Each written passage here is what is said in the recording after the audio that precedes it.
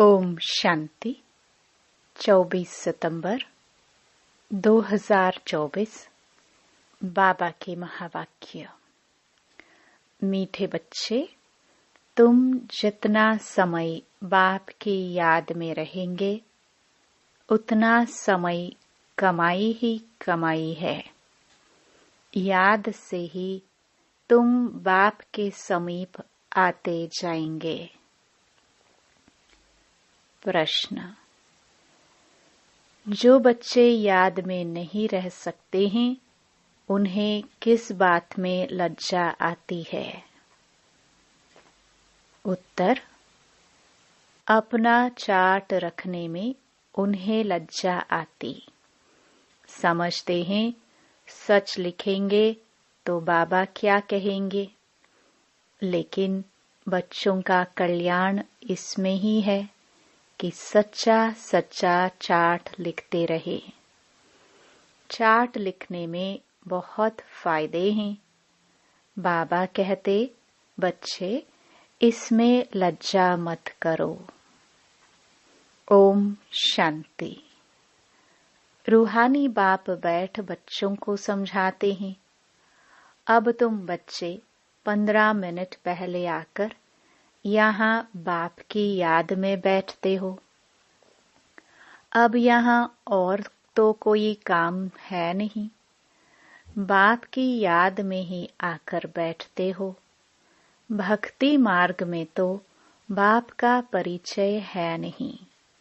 यहाँ बाप का परिचय मिला है और बाप कहते हैं मामेकम याद करो। मैं तो सब बच्चों का बाप हूँ। बाप को याद करने से वर्षा तो ऑटोमेटिकली याद आना चाहिए।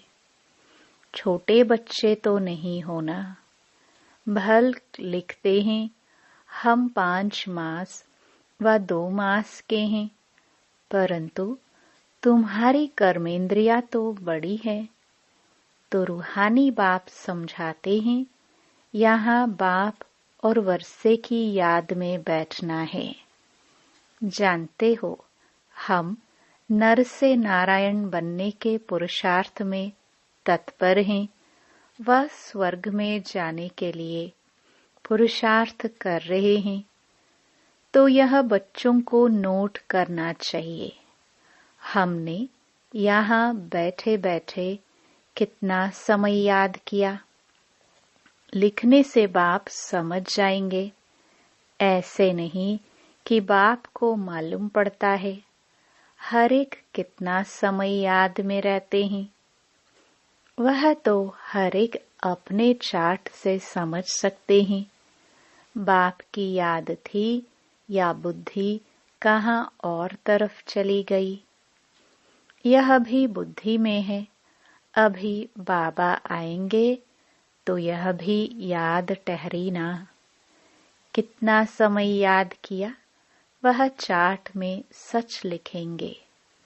झूठ लिखने से तो और ही 100 गुना पाप चढ़ेगा और ही नुकसान हो जाएगा। इसलिए सच लिखना है। जितना याद करेंगे उतना विक्रम विनाश होंगे। और यह भी जानते हो हम नजदीक आते जाते हैं। आखिरी जब याद पूरी हो जाएगी तो हम फिर बाबा के पास चले जाएंगे। फिर कोई तो झट नई दुनिया में आकर पाठ बजाएंगे, कोई वहां ही बैठे रहेंगे। वहां कोई संकल्प तो आएगा नहीं। वह है ही मुक्ति धाम, दुख सुख से न्यारे। सुख धाम में जाने के लिए अब तुम पुरुषार्थ करते हो। जितना तुम याद करेंगे उतना विक्रम विनाश होंगे। याद का चार्ट रखने से ज्ञान की धारणा भी अच्छी होगी। चार्ट रखने में तो फायदा ही है। बाबा जानते हैं याद में न रहने कारण लिखने में लज्जा आती है। बाबा क्या कहेंगे मुरली में सुना देंगे। बाप कहते हैं, इसमें लज्जा की क्या बात है। दिल अंदर हर एक समझ सकते हैं, हम याद करते हैं व नहीं। कल्याणकारी बाप तो समझाते हैं, नोट करेंगे तो कल्याण होगा।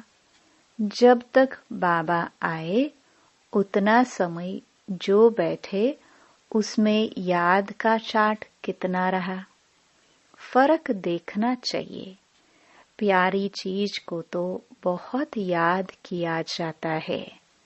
कुमार कुमारी की सगाई होती है तो दिल में एक दो की याद ठहर जाती है, फिर शादी होने से पक्की हो जाती है। बिगर देखे समझ जाते हैं हमारी सगाई हुई है। अभी तुम बच्चे जानते हो कि शिव बाबा हमारा बेहद का बाप है। भल देखा नहीं है परंतु बुद्धि से समझ सकते हो। वह बाप अगर नाम रूप से न्यारा है तो फिर पूजा किसकी करते हो, याद क्यों करते हो। नाम रूप से न्यारी बेअंत तो कोई चीज होती नहीं। जरूर चीज को देखा जाता है तब वर्णन होता है। आकाश को भी देखते हैं ना, बेअंत कह नहीं सकते। भक्ति मार्ग में भगवान को याद करते हैं, हे भगवान, तो बेअंत थोड़े कहेंगे। हे भगवान कहने से तो झट उनकी याद आती है, तो जरूर कोई चीज है। आत्मा को भी जाना जाता है, देखा नहीं जाता। सब आत्माओं का एक ही बाप होता है, उनको भी जाना जाता है। तुम बच्चे जानते हो, बाप आकर पढ़ाते भी हैं। आगे यह मालूम नहीं था कि पढ़ाते भी हैं। श्री कृष्ण का नाम डाल दिया है। श्री कृष्ण तो इन आंखों से देखने में आता है, उनके लिए तो बेअंत नाम रूप से न्यारा कह ना सके। श्री कृष्ण तो कभी कहेंगे नहीं मामेकम याद करो, वह तो सम्मुख है, उनको बाबा भी नहीं कहेंगे। माताएं तो श्री कृष्ण को बच्चा समझ गोद में बिठाती हैं। जन्माष्टमी पर छोटे श्री कृष्ण को झुलाएंगे, क्या सदैव छोटा ही है। फिर रास विलास भी करते हैं तो जरूर थोड़ा बड़ा हुआ, फिर उनसे बड़ा हुआ। वह क्या हुआ, कहाँ गया, किसको भी पता नहीं। सदैव छोटा शरीर तो नहीं होगा ना। कुछ भी ख्याल नहीं करते हैं। यह पूजा आदि की रस्म चली आती है। ज्ञान तो कोई में है नहीं। दिखाते हैं श्री कृष्ण ने कंसपुरी में जन्म लिया। अब कंसपुरी की तो बात ही नहीं, कोई का भी विचार नहीं चलता। भक्त लोग तो कहेंगे श्री कृष्ण हजीरा हजूर है। फिर उनको स्नान भी कराते हैं, खिलाते भी हैं। अब वह खाता तो नहीं, रखते हैं मूर्ति के सामने और खुद खा लेते हैं। यह भी भक्ति मार्ग हुआ ना। श्रीनाथ जी पर इतना भोग लगाते हैं, वह तो खाता नहीं, खुद खा जाते हैं। देवियों की पूजा में भी ऐसे करते हैं, खुद ही देवियां बनाते हैं, उनकी पूजा आदि कर फिर डुबो देते हैं। जेवरात आदि उतार कर डुबोते हैं, फिर वहां तो बहुत रहते हैं। जिसको जो हाथ में आया वह उठा लेते हैं, देवियों की ही जास्ती पूजा होती है। लक्ष्मी और दुर्गा दोनों की मूर्तियां बनाते हैं। बड़ी मम्मा भी यहाँ बैठी है ना, जिसको ब्रह्मपुत्रा भी कहते हैं। समझेंगे ना कि इस जन्म और भविष्य के रूप की पूजा कर रहे हैं। कितना वंडरफुल ड्रामा है। ऐसी ऐसी बातें शास्त्रों में आ ना सके। यह है प्रैक्टिकल एक्टिविटी। तुम बच्चों को अब ज्ञान है, समझते हो।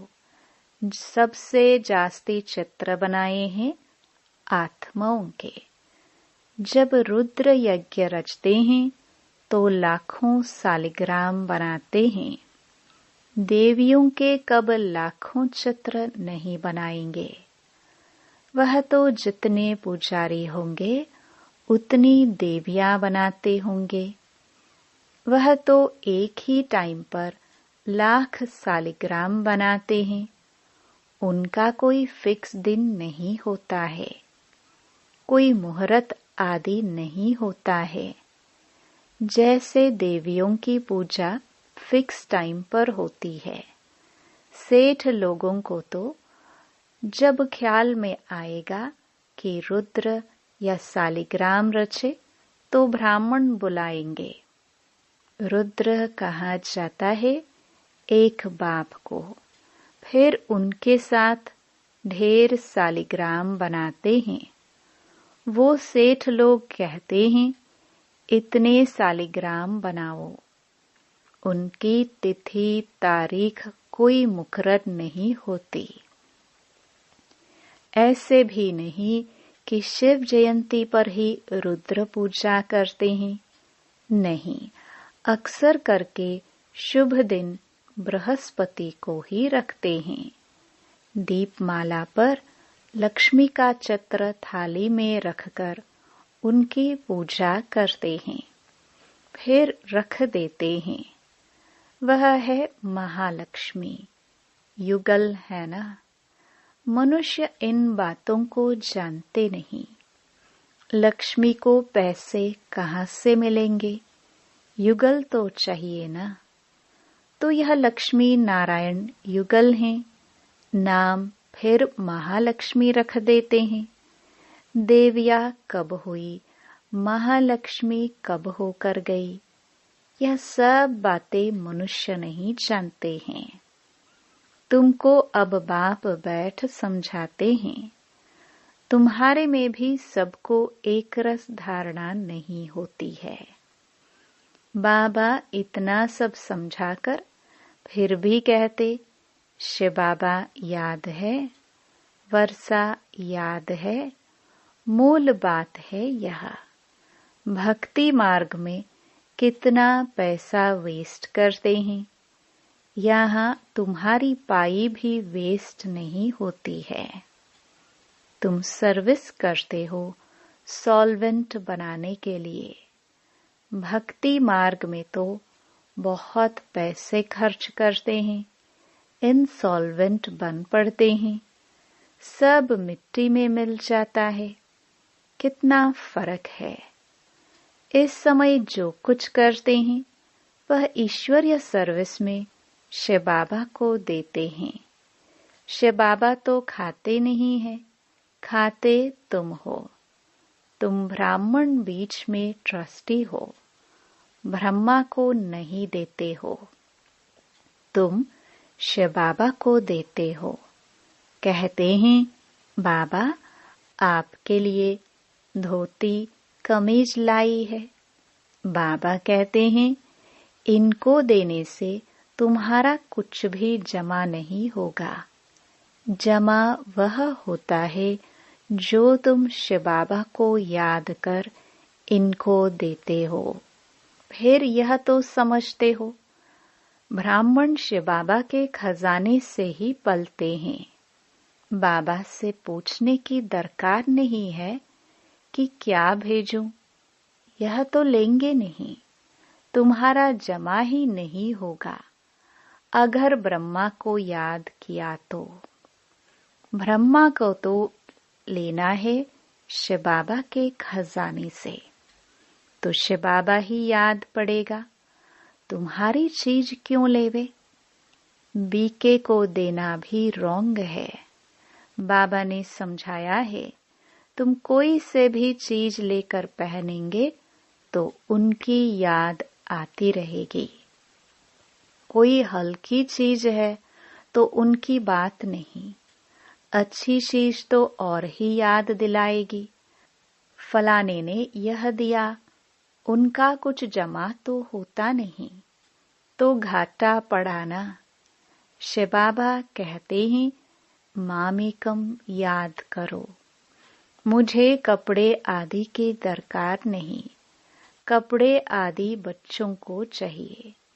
वह शिव बाबा के खजाने से पहनेंगे। मुझे तो अपना शरीर है नहीं, यह तो शिव बाबा के खजाने से लेने के हकदार हैं। राजाई के भी हकदार हैं। बाबा के घर में ही बच्चे खाते पीते हैं ना। तुम भी सर्विस करते, कमाई करते रहते हो। जितनी सर्विस बहुत, उतनी बहुत कमाई होगी। खाएंगे पिएंगे शिव बाबा के भंडारे से। उनको नहीं देंगे तो जमा ही नहीं होगा। शिव बाबा को ही देना होता है। बाबा आपसे भविष्य 21 जन्मों के लिए पद्मा पद्मपति बनेंगे। पैसे तो खत्म हो जाएंगे, इसलिए समर्थ को हम दे देते हैं। बाप समर्थ है ना, 21 जन्मों के लिए वह देते हैं। इनडायरेक्ट भी ईश्वर अर्थ देते हैं ना। इनडायरेक्ट में इतना समर्थ नहीं है। अभी तो बहुत समर्थ है, क्योंकि सम्मुख है। वर्ल्ड ऑलमाइटी अथॉरिटी इस समय के लिए है। ईश्वर अर्थ कुछ दान पुण्य करते हैं तो अल्पकाल के लिए कुछ मिल जाता है। यहाँ तो बाप तुमको समझाते हैं, मैं सम्मुख हूँ, मैं ही देने वाला हूँ। इसने भी शिव बाबा को सब कुछ देकर सारे विश्व की बादशाही ले ली ना। यह भी जानते हो, इस व्यक्त का ही अव्यक्त रूप में साक्षात्कार होता है। इनमें शिव बाबा आकर बच्चों से बात करते हैं। कभी भी यह ख्याल नहीं करना चाहिए हम मनुष्य से लेवे। बोलो शिव बाबा के भंडारे में भेज दो। इनको देने से तो कुछ नहीं मिलेगा और ही घाटा पड़ जाएगा। गरीब होंगे, करके 3-4 रुपए की कोई चीज तुमको देंगे। इनसे तो शिव बाबा के भंडारे में डालने से पद्म हो जाएगा। अपने को घाटा थोड़े डालना है। पूजा अक्सर देवियों की ही होती है, क्योंकि तुम देवियां ही खास निमित्त बनती हो ज्ञान देने के। भल गोप भी समझाते हैं, परंतु अक्सर करके तो माताएं ही ब्राह्मणी बन रास्ता बताती हैं। इसलिए देवियों का नाम जास्ती है। देवियों की बहुत पूजा होती है। यह भी तुम बच्चे समझते हो। आधा कल्प हम पूज्य थे, पहले हैं फुल पूज्य, फिर सेमी पूज्य, क्योंकि 2 कला कम हो जाती है। राम की डायनेस्टी कहेंगे त्रेता में। वह तो लाखों वर्ष की बात कह देते हैं, तो उनका कोई हिसाब ही नहीं हो सकता। भक्ति मार्ग वालों की बुद्धि में और तुम्हारी बुद्धि में कितना रात दिन का फर्क है। तुम हो ईश्वरीय बुद्धि, वह है रावण की बुद्धि। तुम्हारी बुद्धि में है कि यह सारा चक्र ही 5000 वर्ष का है जो फिरता रहता है। जो रात में है वह कहते हैं लाखों वर्ष, जो दिन में है वह कहते 5000 वर्ष। आधा कल्प भक्ति मार्ग में तुमने असत्य बातें सुनी हैं। सतयुग में ऐसी बातें होती ही नहीं, वहां तो वर्षा मिलता है। अब तुमको डायरेक्ट मत मिलती है। श्रीमद् भगवत गीता है ना, और कोई शास्त्र पर श्रीमद् नाम है नहीं। हर 5000 वर्ष बाद यह पुरुषोत्तम संगम युग, गीता का युग आता है। लाखों वर्ष की तो बात हो नहीं सकती है। कभी भी कोई आए तो ले जाओ संगम पर। बेहद के बाप ने रचयिता अर्थात अपना और रचना का सारा परिचय दिया है। फिर भी कहते हैं, अच्छा बाप को याद करो और कुछ धारणा नहीं कर सकते हो तो अपने को आत्मा समझ बाप को याद करो। पवित्र तो बनना ही है। बाप से वर्षा लेते हो तो दैवी गुण भी धारण करने हैं। अच्छा, मीठे मीठे सिखिलदे बच्चों प्रति मात पिता बाप दादा का याद प्यार और गुड मॉर्निंग। रूहानी बाप की रूहानी बच्चों को नमस्ते। धारणा के लिए मुख्य सार। पहला, 21 जन्मों के लिए पद्मों की कमाई जमा करने के लिए डायरेक्ट ईश्वरीय सेवा में सब कुछ सफल करना है। ट्रस्टी बन शिव बाबा के नाम पर सेवा करनी है। दूसरा, याद में जितना समय बैठते उतना समय बुद्धि कहाँ कहाँ गई यह चेक करना है। अपना सच्चा सच्चा पोता मेल रखना है। नर से नारायण बनने के लिए बाप और वर्षे की याद में रहना है।